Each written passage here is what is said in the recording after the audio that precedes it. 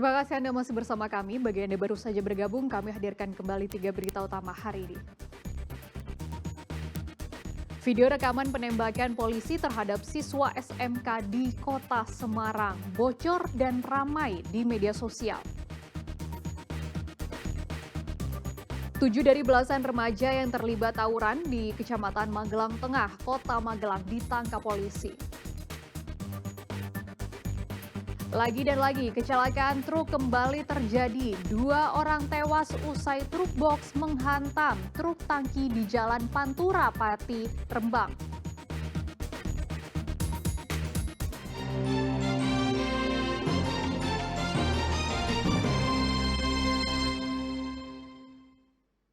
Dua orang tewas setelah truk box yang ditumpangi bertabrakan dengan truk tangki di Pati. Kecelakaan maut diduga lantaran truk box gagal menyalip kendaraan lain.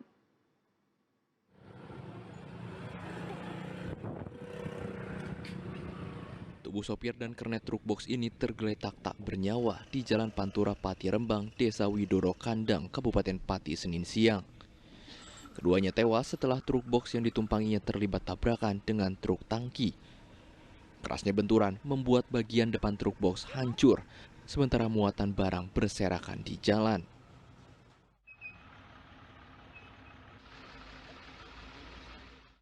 Kecelakaan berawal saat truk box melaju dari arah Rembang menuju Pati. Namun saat hendak menyalip kendaraan lain di depannya, naas di saat bersamaan meluncur truk tangki dari arah berlawanan hingga tabrakan pun tak terhindarkan.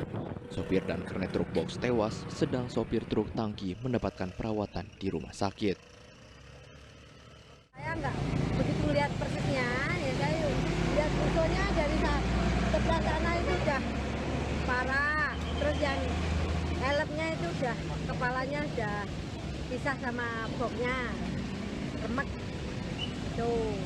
Infonya tadi ada yang meninggal? Yang meninggal 2 orang, yang satu sebelah kanan, yang satu sebelah kiri sana, berpisah gitu loh. Kronologis awal, sementara KBM box mendahului KBM truk yang tidak diketahui ya oleh yang ke kanan dan bertabrakan dengan KBM truk tangki dari arah barat. Untuk sementara korban sudah kami evakuasi dan saya bawa ke rumah sakit. Evakuasi kendaraan sempat membuat arus lalu lintas macet. Tabrakan maut itu kini ditangani Satlantas Polresta Pati. Arif Nur melaporkan dari Pati.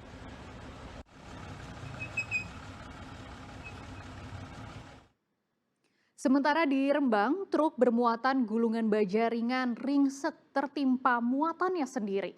Kecelakaan tunggal itu diduga akibat sopir truk rem mendadak sehingga muatan terdorong ke depan. Lagi dan lagi, kecelakaan lalu lintas melibatkan truk kembali terjadi. Sebuah truk tronton ini kondisinya rusak parah pada bagian kabin usai mengalami kecelakaan tunggal di Jalan Pantura, Desa Tireman, Rembang, Senin lalu. Seorang pengendara motor sempat terjatuh karena kaget saat melihat kecelakaan truk bermuatan baja ringan tersebut. Kecelakaan bermula saat truk melaju dari arah Semarang menuju Surabaya. Namun sesampainya di lokasi kejadian, truk bermuatan baja ringan itu rem mendadak saat kendaraan yang berada di depannya hendak berbelok ke kanan. Laju truk berhasil berhenti, namun gulungan plat baja yang dimuatnya justru terdorong ke depan hingga menghantam kabin truk. Beruntung sang sopir selamat. Jenengan dari mana ke mana, Pak? Dari Cikande mau ke Surabaya. Kirim apa ini, Pak? Oil. Namanya Barang yang dibawa. Oil.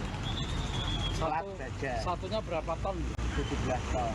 Rencana untuk barang lempengan besi rencana dibawa ke Jawa Timur. Semula KBM tersebut dari arah Semarang ke arah timur, yaitu ke arah Surabaya. Kemudian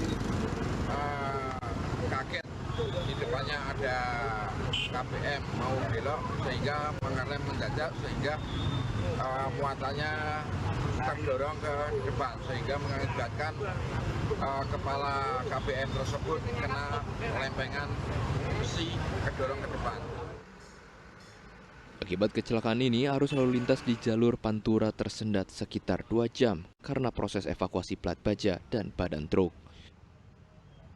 Arif Nur melaporkan dari Rembang.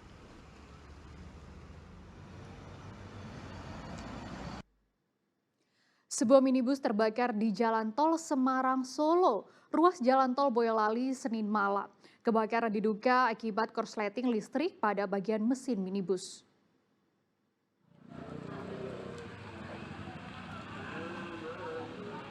Kobaran api disertai asap tebal membumbung tinggi di tengah gelapnya malam. Api berasal dari sebuah minibus yang terbakar di Jalan Tol Solo Semarang, ruas Boyolali kilometer 480 jalur B pada Senin malam. Mengetahui kejadian tersebut, petugas pemadam kebakaran menerjunkan 1 unit mobil damkar ke lokasi. Proses pemadaman api oleh petugas damkar berlangsung selama 30 menit.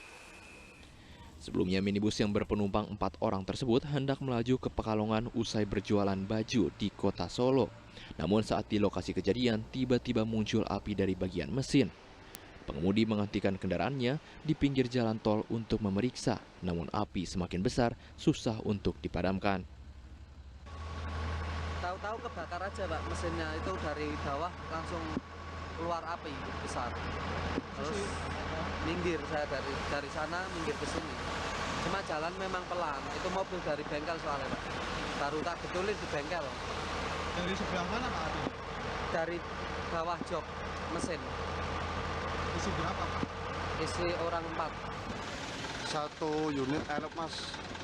Di dalam ada kain atau bahan pakaian. Ya kemungkinan konsleting listrik Mas, karena belum tahu diketahui sejelasnya. Ya 1 unit habis Mas, 1 unit habis. Beruntung tidak ada korban jiwa, seluruh penumpang berhasil menyelamatkan diri. Namun akibat insiden ini, korban mengalami kerugian hingga 150 juta rupiah. Yulianto melaporkan dari Boyolali.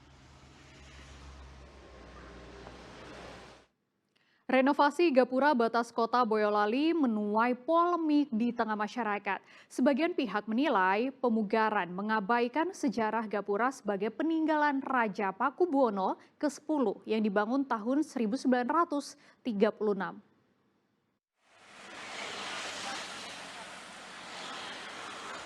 Gapura batas kota Boyolali di Jalan Pandanaran di Kelurahan Sisiwodi Puran di Kecamatan Boyolali Kota kini memiliki wajah baru usai direnovasi.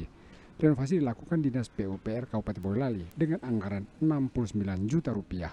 Namun renovasi menuai polemik di tengah masyarakat Boyolali. Sebagian menilai renovasi telah mengabaikan nilai sejarah gapura. Gapura baru dinilai tidak asli karena ditambahkan batu bata merah. Para sejarawan menganggap renovasi mengabaikan nilai sejarah gapura sebagai peninggalan Raja Pakubuwono ke-10 yang dibuat pada tahun 1936 sesuai dengan prasasti yang masih menempel di dinding gapura sebelah timur. Melakukan perbaikan atau pemugaran karena mungkin catnya harus diperbaiki, ada bagian bangunan yang retak atau rusak ya, karena terkait dengan keindahan Boyolali sebagai pintu masuk kota Boyolali, maka pihak Pemda untuk membangun itu ya sangat wajar, dan saya juga menganggap itu penting karena ini sebagai wajah untuk masuk kota Boyolali. Hanya saja secara sejarah itu kan setiap rentang waktu ada khasnya. Misalkan untuk kerajaan atau keraton Surakarta di era 1930-an itu tentu beda dengan arsitektur atau gaya bangunan di era-era lain. Kemarin itu mungkin lah ya karena disesuaikan dengan bangunan yang ada sekitar yang juga dibangun. Memang sudah renovasi ya, karena pernah ditabrak. Kalau ini benar masih asli dari zaman dulu. Ini berarti peninggalan Raja Pakubuwono ya, ke-10 kalau nggak salah ya? Kemungkinan iya, betul. Jadi harapan warga apa sih Pak? Ini kan direnovasi sekarang, itu seperti apa ini? Nah ini saya juga bingung kenapa nggak jadi-jadi, terus akhirnya ada masalah ini ya. Saya kira kalau jaringan cagar budaya lebih baik ya. Karena emang ini dari orang tua saya kecil mungkin. Jika bisa dihentikan, warga berharap gapura batas kota Boyolali kembali ke bentuk asli dan ditetapkan sebagai cagar budaya. Yulianto melaporkan dari Boyolali.